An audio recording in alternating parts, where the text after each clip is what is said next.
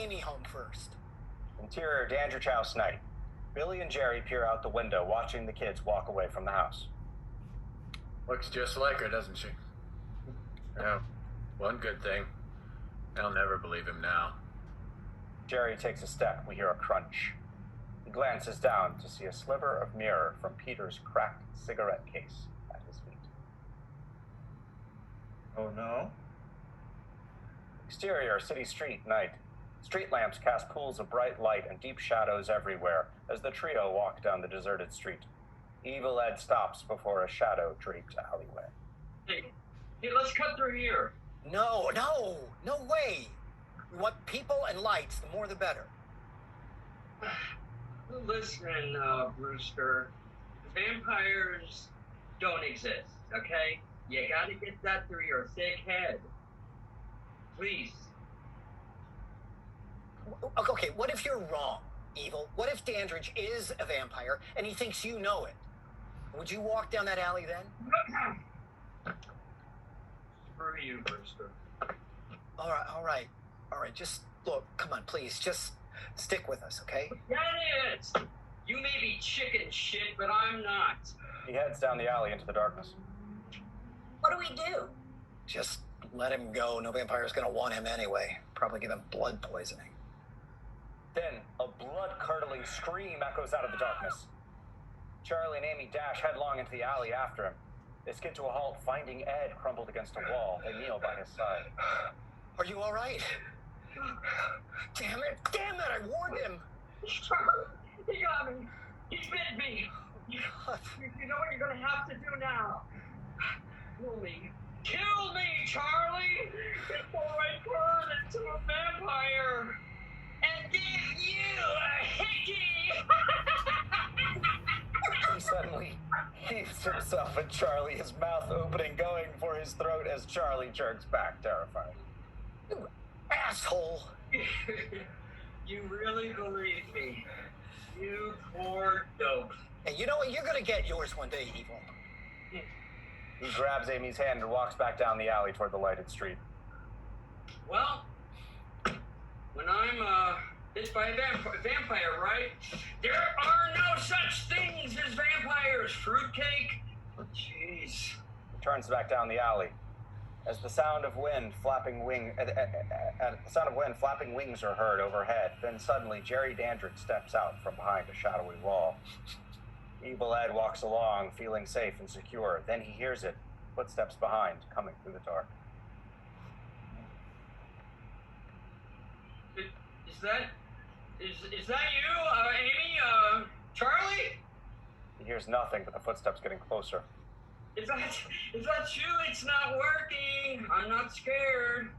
Jerry rounds a corner and stands looking at Evil Ed.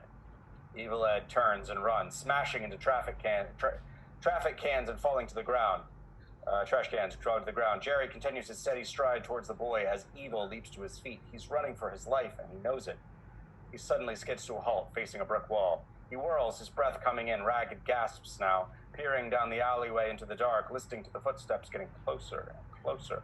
He slowly backs away until he has no further to go, his back against the brick wall. The footsteps suddenly stop. He takes a step away from the wall, peering into the darkness with something like hope, praying that maybe Jerry Dandridge has given up. Then, popping up from behind him is Jerry, inches from him. Hello, Edward. Evil Ed turns to find Jerry standing right next to him. He backs away from the shadowy figure and slides to the cold pavement. You don't have to be afraid of me. I know what it's like, being different. Only they won't pick on you anymore or beat you up. I'll see to that. All you have to do is take my hand. Here, Edward. Take my hand. He offers his hand. It's beautiful, perfectly shaped, with thin, elegant fingers, tapering to 5 gleaming, razor-sharp points. Evil Ed slowly reaches out and takes the vampire's hand. Jerry smiles at him and slowly leans down, lifting him up into the last embrace Edward Thompson will ever know. Charlie and Amy walk quickly as suddenly a death rattle, long and high-pitched, pierces the night, echoing through the city's streets, down alleyways, and across apartment buildings, stopping them in their tracks. What was that? It's just evil messing around again. Cut it out, evil! Not funny! Amy, what if evil really is in trouble? Charlie, you're not gonna let him sucker you in again, are you? She wraps her arms around him and they start to walk, when suddenly all the street lights go out, plunging them into blackness. Tell me it's a power outage. Well, what else would it be? They pass by a light pole to see a power box, its contents shredded and on fire. Then the sound of huge wings beating and rushing, and wind rushing overhead as a huge shadow passes by. They dash down the street. They race around a corner to see the Club Radio, a fashionable disco. Its entrance is jammed with all sorts of people who are dressed to the teeth. Charlie runs to the entrance, dragging Amy after him, just as Jerry appears around the corner behind them, relaxed, in no great hurry, a hunter, sure of his kill. They take off and run down a side street, stopping to see Jerry now standing in front of them. The only escape is a ramp, and they take it running to the top. Jerry blocks their escape. Charlie glances to his right to see an open window where a cook is preparing food. Charlie grabs Amy and pushes her first through the window, jumping in after her. He and Amy race through the madhouse of a kitchen, a cook glancing up from chopping lettuce as they tear past. Interior Club Radio night. Hey, you can't come in here! They burst through the door and disappear into the crush of people. They fight their way through the sea of dancers, Charlie dragging Amy to a payphone and dropping in a coin. Who are you calling? The police. Interior Peter's apartment night. Peter sits in a chair, cowering, his cross clenched firmly in his hand. Suddenly there's a knock at his locked and barred door. Who is it? Hello? Who is it? It's me! Evil Ed! What do you want? Hurry! There's a vampire around here! He jumps up from the chair and unlocks his numerous locks and pulls Evil Ed into the room. Evil Ed has changed. His skin is more sallow, huge, dark circles under his eyes. His lips bloodless, his collar pulled up tightly around his neck. What are we going to do? What are you gonna do? Peter stares at him as Evil Ed slowly reaches up and pulls down the collar of his shirt, revealing 2 small puncture marks on his throat. Peter's eyes widen in horror. Evil's smile only grows wider, exposing razor-sharp fangs.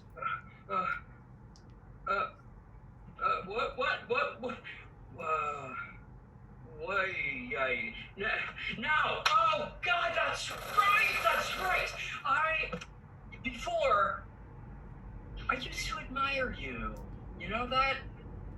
But of course, that was before I found out what a fake you were.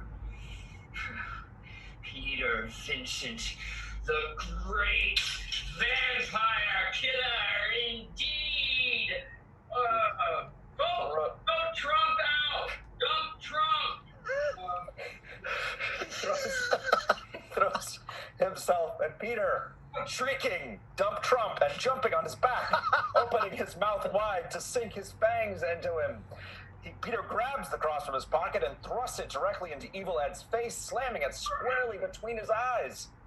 His skin sizzles and cracks, smoke rising. Evil Ed backs away, his hands held to his face, into a corner. What have you done to me?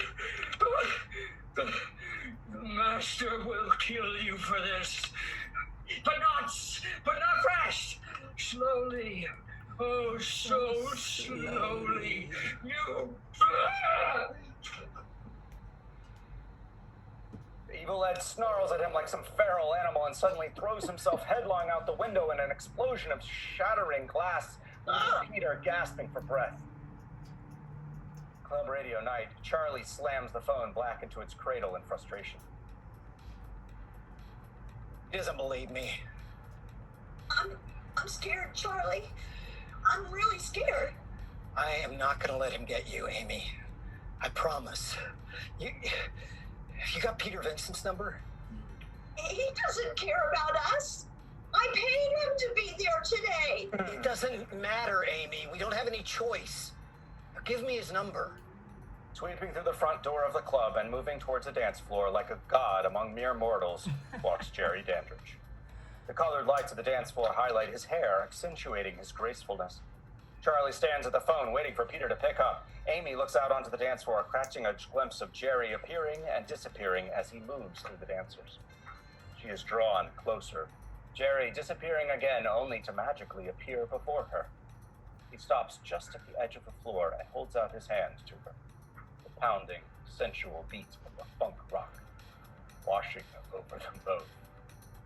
His eyes burn into hers, willing her to come to him. She can't help but take his hand as she glides him out on the dance floor. Look, you've got to help me. Dandridge has me and Amy trapped in this club downtown. Mr. Vincent, you've got to come. Come on, you're the only one who knows what's going on. Interior club radio dance floor night. Amy turns and moves away from Jerry, but stops as he comes up behind her, slowly running his hands down her body, slipping a hand between her legs and swirling her about, only to let her slide down his body onto the floor. She rises, already physically changing as the beat between them builds, her hair more swept back, her cotton blouse now silk clinging to her body. She tries to move away from him through the dancers, but the attraction is too strong. Her clothes and hair continue to change. Amy, the girl next door, more and more the girl of Jerry's thirsty dreams. As they dance, their bodies press against each other. She throws her head back, exposing her smooth, arcing throat. Jerry pulls back her collar and bends down, his fangs beginning to lengthen. Just as he's about to sink them deep, she jerks back, meeting his eyes again. She melts and pulls her collar back from him. She steps forward, slowly sinking to her knees in front of him, a supplicant worshiping her demon lover. Jerry looks down at her and lifts her to her feet, spinning her about in a mad dance that takes them past the wall of floor-length mirrors. Amy can't help but look at herself and her desired, only to realize he isn't in the mirror, only she. He or her. He's about to penetrate her with his fangs when Charlie is suddenly there, grabbing Jerry and pulling him back. Let her go. Jerry looks down at Charlie, then slowly turns and plants a sensual kiss on Amy. You filthy son of a bitch. Charlie swings at Jerry, who catches Jerry's fist in the palm of his hand, forcing him to his knees. You shouldn't lose your temper, Charlie. This isn't polite. Tightens his grip, slowly squeezing Charlie's fist, the knuckle bones ground. You can't kill me here. I don't want to kill you, Charlie. I want you to bring Peter Vincent to my house. Just the two of you. That is, if you ever want to see Amy again.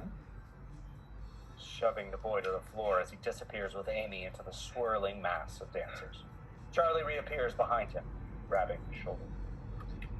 Just then, two bouncers approach. One pulls Charlie and Amy away, leaving the other to face Jerry. He's mine! You want some chicken, man? You go someplace else. Out of my way! Move me. Jerry snarls, his eyes glowering, the ends of fangs beginning to protrude over his upper lip. The nails on his fingers pop out into razor-sharp claws. Bouncer 1 screams as the talons whistle through the air, tearing the bouncer's throat out.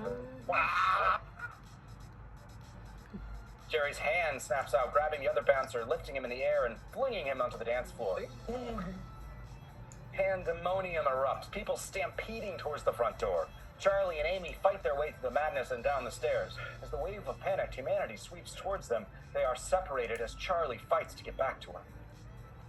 Amy! Amy! He watches Amy get swallowed up into the terror-stricken mob when suddenly she is scooped up by Jerry. He pauses for a moment to look at Charlie, who is helpless to do anything, pulling her away with him. Amy! Exterior club radio night. Charlie bursts through the entrance of the club just in time to see a black Jeep roaring away down the street, Evil Ed peering out the back window. Interior, Peter Benson. Right. Charlie runs to Peter's door, banging on it. Peter, open the door. What's it? It's me, Charlie Brewster. Let me in. Come on. The door cracks open an inch, a chain across the latch. Are you one of them? What are you talking about? Here. Grab this. Peter thrusts his cross out through the crack as Charlie does as he's told. No smoke. He hurriedly pulls the boy inside. Peter relatches the door and hurries back to his packing. Peter, we don't have very much time. Dandridge chased me and Amy all over town. He trapped us in this club something, and what are you doing? I'm packing. You can't. Oh, just watch me. But Dandridge has Amy. He says he's going to kill her unless we come to his house. Oh my God. The police. No, Peter. No, they won't believe you. I've tried. Peter, it's just us. We're going to have to save Amy. I can't. I was paid to be there today. I know. And you still want me to help you? Yes. You're Peter Vincent, the great vampire killer. That is a character in a movie. That isn't even my real name. Oh, I'm terrified. I'm sorry, Charlie, but I am. I can't do it alone, Peter. If you don't help me, Amy's gonna die. Me too, probably. Please, Peter.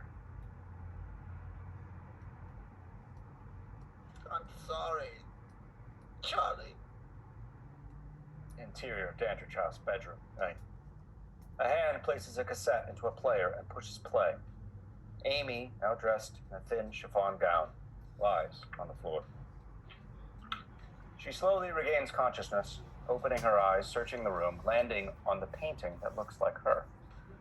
As the pulsing music permeates the room, Jerry turns away from the window, weaving his way across the floor towards her, every move a suggestion, an invitation. There's someone I knew a long time ago. Where am I? Where's Charlie? Slowly removes his shirt, joining her on the floor. He gently pushes her head down on his shoulder, exposing her tender young neck, kissing her as he goes. Then he slowly bends down, his mouth opening to expose those two razor-sharp fangs. She goes to speak, but he stops her, then traces her lips with his finger. Their gaze locked. She removes the top of her gown, letting it fall to the floor as they kiss, passionate. He kisses her neck, then rears back, sinking his fangs into her. Her body arches, both arms pressing him into her, the body clinging to his. She bucks under him like a sexual climax, only better. Much better. And just beneath her moans of ecstasy is a horrid, greedy, sucking noise. Jerry Dandridge beating as two thin strands of blood slowly run down her alabaster skin. Exterior, Dandridge House, night. Charlie walks through the darkness, with cross and stake held in his hands, slowly approaching the Dandridge House. Charlie growing more and more nervous with every passing second. He stops to stare at the huge, silent house. It seems to have assumed a life of its own, turning into a hulking monster. Charlie grips his stake and hammer and checks his cross, squares his shoulders, and starts the slow walk towards the brooding house. Suddenly, a hand snaps out of the darkness, grabbing him by the shoulder. Peter Vincent, ready to do battle with the other. He is dressed as the vampire killer, his kit slung over his shoulder. He hands Charlie his box of movie props and opens it. Peter, this is serious. I am serious. Now let's see now. Flashlight, stakes, hammer. Ah, yes. A cross. And what about Billy Cole? How are you going to stop him? with this. It's from Orgy of the Damned. What if he's not human? Bullets aren't going to stop him then. He walks around in the daylight, doesn't he? Yeah. Well, Yeah. Come on. Peter, you don't have to do this. I want to thank you. Now. Peter's eyes are on the malevolent house as he begins to slow, his nerves draining away. What's wrong? Oh, nothing at all. The two of them start toward the house, but Peter stops, grabbing Charlie. No, not, are you crazy? Not the front door. Let's go around the back. Sneak in. Front door slowly swings open on creaking hinges. Dark, gaping hole like an open mouth, ready to swallow them. Too late. I'm Peter Vincent, the great vampire killer. I'm Peter Vincent, the great vampire killer. They disappear into the house, the door slamming behind them. Interior Dandridge House night. Charlie and Peter stop and stare into the darkness. Charlie nods up at the grand staircase to a balcony at the top, a circular eye of multicolored glass. This way. Sound of wings flapping as they start up the stairs. You hear something? No. Let's come back at dawn. He'll asleep by then, and we'll have a better chance of getting Amy. Yes, and Amy will be dead by then, too. Now, come on. Charlie turns to start the stairs, only to hear the sound of nails scraping along the banister from above. Jerry steps forward into the light, his talons lifting underneath the varnish as he walks. Welcome to Fright Night. For real. Where is Amy? Up here. All you have to do is get by me. He whips out his cross, thrusting at the vampire. Oh, really? He takes the cross and crumples it. You have to have faith for that to work on me, Mr. Vincent. You have to have faith for this to work on me, Mr. Vincent. Starts down the stairs again, but Peter backs away, terrified. Charlie steps forward, staring up at Dandridge. Stop. Back. Jerry backs away from the cross, disappearing into the darkness. Charlie glances back at Peter. We're gonna make it. Suddenly, Billy Cole steps out of the darkness in front of Charlie and viciously backhands him across the face. With a scream, Charlie goes over the stairway railing, plunging to the hallway floor below. Jerry appears in back of Billy, leaning on him and smiling down at Peter on the stairway. Peter, terrified, tears down the steps and out the front door. Interior Brewster House night. Peter smashes through the front door, yelling up at the stairway. Mrs. Brewster! Mrs. Brewster! He grabs the phone from the table and punches out a number. Operator, give me the... No dial tone. He holds the phone up only to see the cord has been ripped from the wall. Mrs. Brewster? Oh, Mrs. Brewster, thank God. The phone wires have been cut. I know! I did it! Where's Charlie's mother? Well, apparently she's working nights. She left a note.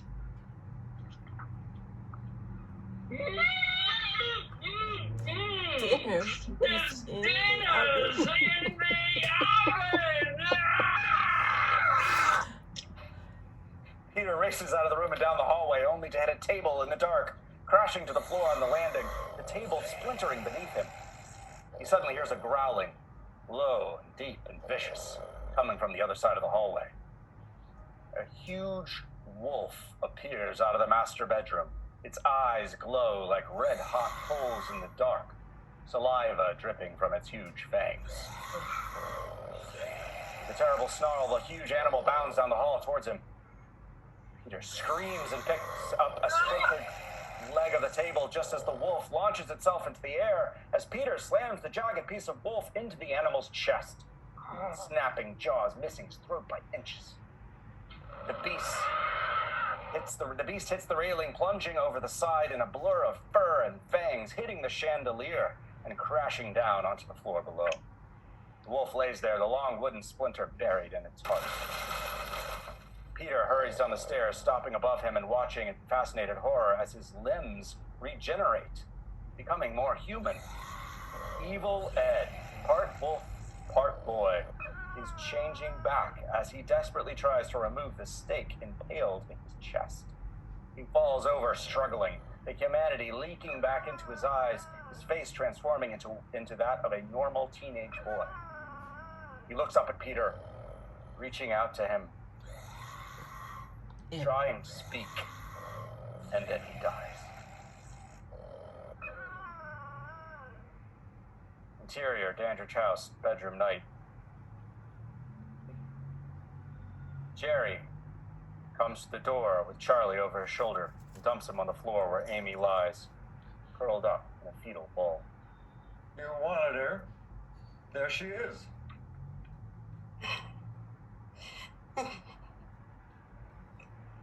Here.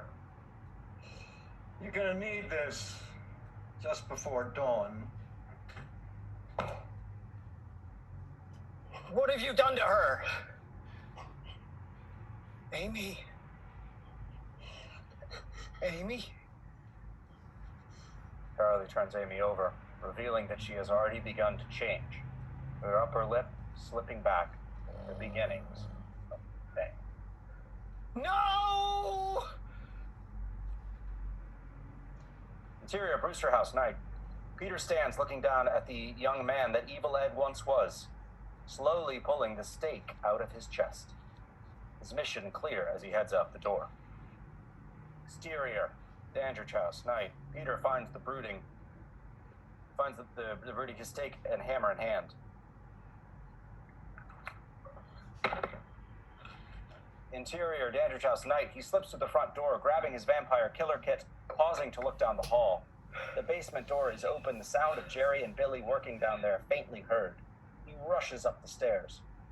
At the top of the stairs, Peter can hear Charlie crying from behind the door.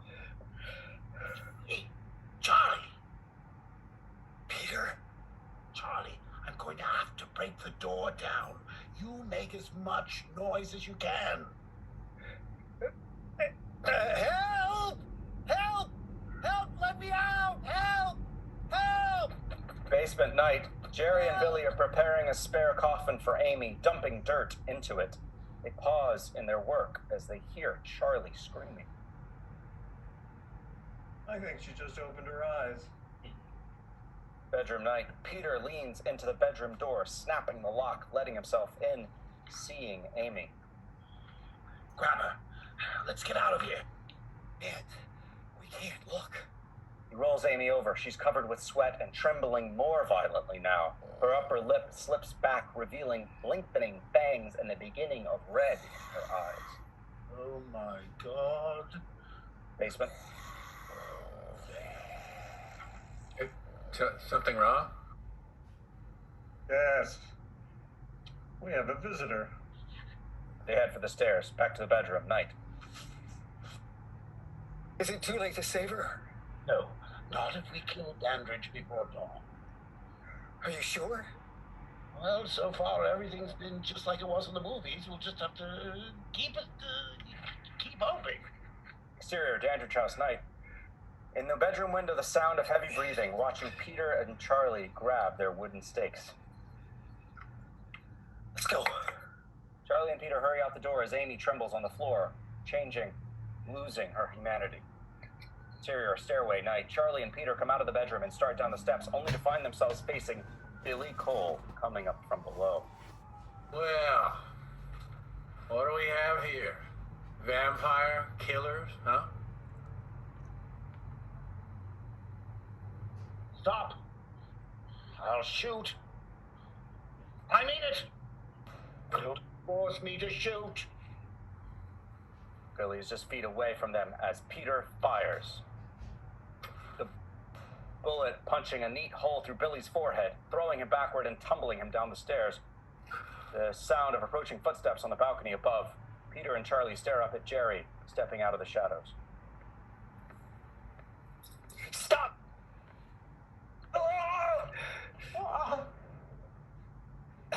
Come on, we have him.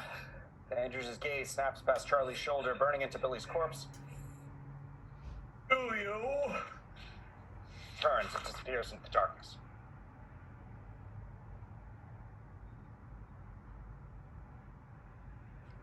What do you mean by that? Nothing, he was just bluffing. They continue up the stairs. As behind them, Billy snaps up and begins to walk up the stairs, the first step groaning under him. Charlie and Peter freeze. They see the huge man coming up the stairs toward them, a thin trail of blood leaking from the bullet hole in his forehead. Peter whips his pistol out and unloads the entire revolver into him. The smoke obscuring the view of the stairway below. A thud, then nothing. Then more stair creaks as a pair of hands emerge from the smoke. Then Billy reappears, going for Peter, grabbing him and jerking him into the air like a rag doll, about to fling him over the balustrade. No! Charlie slams the stake into the creature's heart. Billy drops Peter, crashing to the steps, and staggers back, hanging there, the stake protruding from his heart. Green goo begins leaking onto the steps as the two watch in horror. Cole's hands begin to bend backward as they, oh my god, dissolve. Face and body putrefying as the seconds tick past.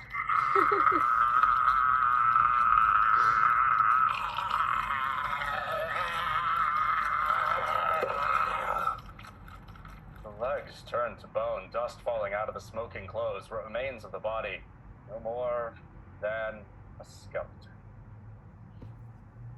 It tumbles down the stairs with a clatter, landing with a crash on the floor below, the smoking skull skittering across the floor. Amy!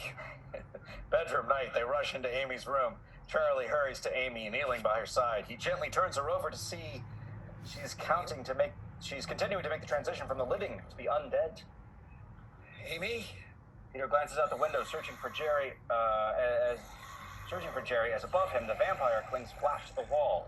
Jerry slowly draws back his clawed hand to tear Peter's throat out. Peter! Peter turns back just as Jerry is within inches of striking. She's worse. Come on, we're running out of time. Two men rush out of the room as the sound of flapping wings move away from the window and up the side of the house.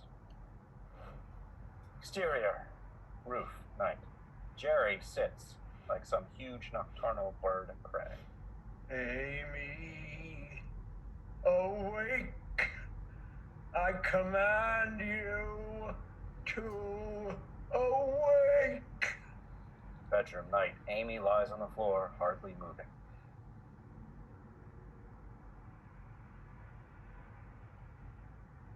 She begins to groan. The roof. Back on the roof, night. Tell me how much you love me, Amy. Kill them! Kill them both! Her eyes open with a start. There's not a vestige of human life left in them. Second floor, night. Charlie and Peter hear a crash above. They look up at the ceiling. He's on the roof. I'm going up there. Charlie rushes to the stairs, followed by Peter. Suddenly, the sound of Amy screaming. Peter runs to her as Amy turns and growls at him. He holds his cross in front of him, causing her to shrink away, then running to the stairs as Jerry looms outside the window. Charlie? Charlie! He's not up here. Look out! Peter points out the window to see Jerry snarling just inches away. He's going downstairs. Charlie! He runs after Charlie when behind him there is suddenly a violent pounding at the bedroom door. What used to be Amy is trying to reach out. Charlie runs down the hallway toward the basement as a huge stained glass window above Peter bursts apart in an explosion of shattering glass, Jerry plunging in from the outside. Charlie rushes in. Stay back! Charlie freezes as Dandridge takes a step towards Peter. Back! You have to have faith for that to work on me, Mr. Vincent, remember? Peter continues to hold his ground as the vampire jerks to a halt, staring with a slowly dawning fury at Peter. Peter peers over his shoulder out the ruined window. On the horizon, the first pink tendrils of dawn are breaking. The clocks on the wall chiming, signaling that it's 6 a.m. dawn. You're out of time, Mr. Dandridge. Look over your shoulder. No! As the first rays of sunlight hit him, he throws himself off the landing, hurtling through the air. His shape transforms, no longer a man, but now an enormous bat. Peter runs down the stairs, pushing Charlie aside as the bat goes for him, throwing him to the stairs and going after his neck. Peter jams the wooden stake, the woman's stake in the bat's jaws as it violently gnaws away at it. Charlie jumps up to help Peter as the bat turns and sinks its fangs into a screaming Charlie's arm. Peter pulls it back into an errant shaft of light coming from the shattered window. Screaming bat pulls back and flies down the hallway, knocking over a sculpture and disappearing into the darkness. Are you all right? Yeah, quick, he's in the basement. He helps the boy to his feet, the two of them disappearing through the basement door. Basement dawn, Charlie and Peter hurry down the stairs into the dark room. The floor a mess of antiques, its windows painted black to keep out the light. Quick, his coffin. It's got to be here somewhere. As they search the basement, the faint sound of a door creaking open. What was that? You keep searching, I'll check it out. Charlie appears down a row of antiques, stopping and staring up at the basement door above. It's open, allowing for a sliver of light into the darkness. From out of the darkness, Amy appears, a shadow, stopping and leaning in the doorway. Amy, it's me. I know. Peter, looking for a release on a huge piece of furniture, finds a latch revealing a hidden alcove and Jerry's ornate coffin. Charlie, I found it. Don't be frightened, Charlie. Hurry, Peter, get it open. He's locked it from the inside. What's wrong? Don't you want anymore? Coming to his senses, he raises up his cross, thrusting it at the face. John, you promised. It's not my fault. You promised you wouldn't let him get me. You promised. Charlie steps forward. Amy.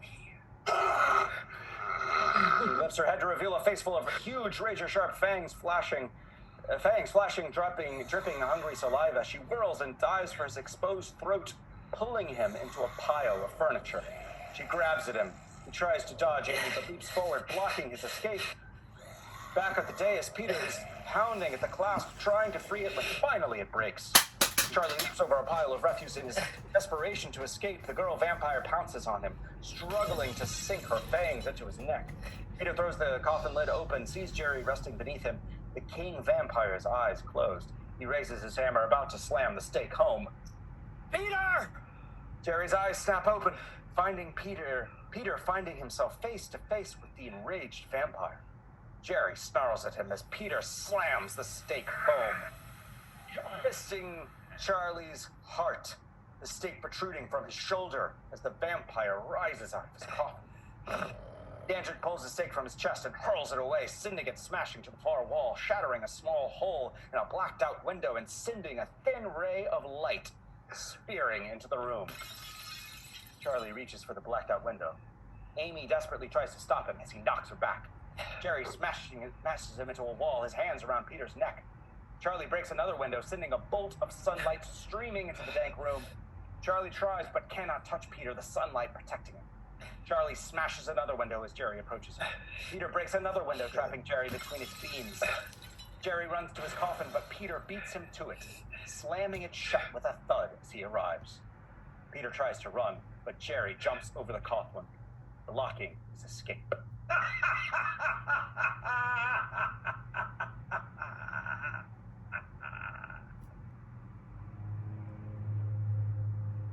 Jerry moves in for the kill,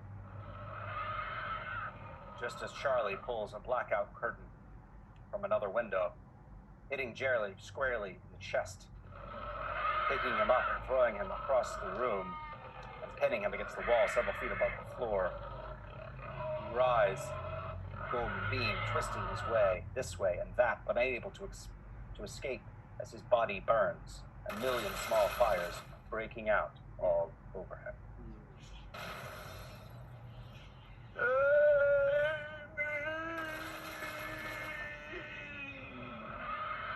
Charlie runs to Amy and jumps on her to protect her as what is left of Jerry lets out one final death rattle, blowing out all the remaining basement windows in a cataclysm of fire and wind. The vampire's body explodes in a whooshing ball of flame that incinerates him instantly, leaving nothing behind but the echoing scream of a soul finally going to hell. Peter and Charlie help Amy up, the girl he knew staring back at him, her fangs gone. She throws herself in his arms, weeping as Charlie grabs Peter and pulls him into their embrace. Dissolve 2. Exterior, Dandridge and Brewster's houses, night. The Dandridge house is dark, a for sale sign prominently displayed on the front lawn. The dark house now seems innocuous and ordinary, free forever of the evil that once dwelt within. There are a few lights on in the Brewster house, much as it was on the first night, and from Charlie's bedroom window, the TV can be heard coming from inside.